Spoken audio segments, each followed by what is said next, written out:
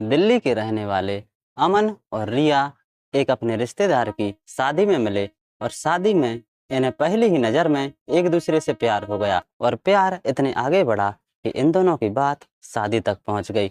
और बिल्कुल ऐसा ही हुआ, इन दोनों की शादी भी हो गई। लेकिन इन्हें क्या पता था कि इनकी ज़िंदगी में आगे क्या उथल-पुथल होने वाली है। इनकी ज़िंदगी में एक ऐसी घटना घटी जिसे सुनकर सबके होश उड़ गए। नमस्ते दोस्तों, स्वागत है आपका अपने यूट्यूब चैनल में। तो कैसे हैं आप सभी लोग? आशा करता हूँ आप सभी लोग बिल्कुल ठीक होंगे और स्वस्थ होंगे। ये जो मैं आप लोगों के लिए कहानी सुना रहा हूँ, ये कहानी है दिल्ली की। और इस कहानी में मैं जो नाम ले रहा हूँ, ये नाम बदले हुए नाम हैं। कहानी बहुत इंटरेस्टिंग है, बिल्कुल एंड तक सुनिए। दिल्ली के रहने वाले अमन और रिया एक शादी में गए। शादी में पहुँचते ही इन दोनों की एक दूसरे पर नज़र पड़ी और इन दोनों ने पहली ही नज़र में एक दूसरे को अपना दिल दे दिया। अब बात आगे बढ़ी। इन दोनों ने एक दूसरे का मोबाइल नंबर लिया और ये दोनों अपने-अपने घर चले गए। घर पहुंचकर अब इन दोनों की आपस में बातचीत चालू हो गई। अब अमन और रिया रात-रात भर एक दूसरे से फ़ोन पर प्यार भरी बातें करते रहते थे।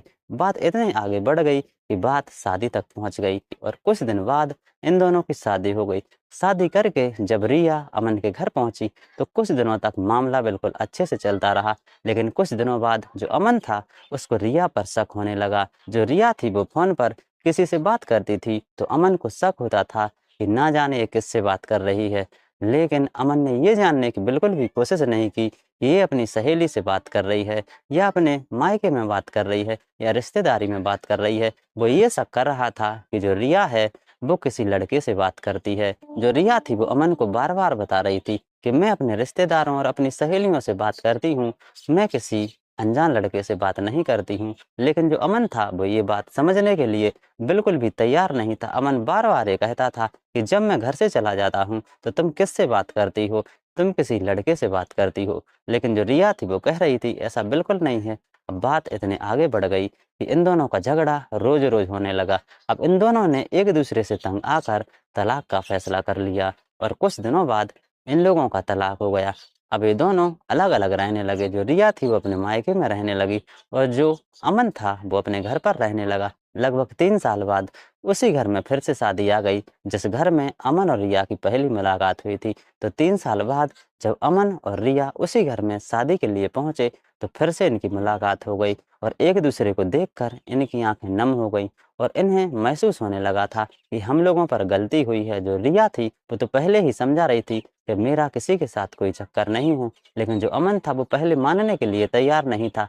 लेकिन जब उसने अकेले 3 साल गुज़ारे तो उसे पता चल गया कि जो रिया थी वो बिल्कुल सही कह रही थी और मैं ही गलत था। तो अमन ने रिया से कहा कि मैं तुमसे अकेले में बात करना चाहता हूँ। तो जो रिया थी वो मान गई और अकेले में ये दोनों गए। तो अमन ने रिया से माफ़ी माँगी कि तुम बहुत अच्छी हो, मैं ही गलत था, मैं ही तुम पर शक करता था। क्या तुम मुझसे फिर से शादी करोगी? तो जो रिया थी वो समझदार थी। उसने अमन से कह दिया कि मैं तो तब भी कह रही थी कि मेरी कोई गलती नहीं है, लेकिन तुम ही मानने के लिए तैयार नहीं थे।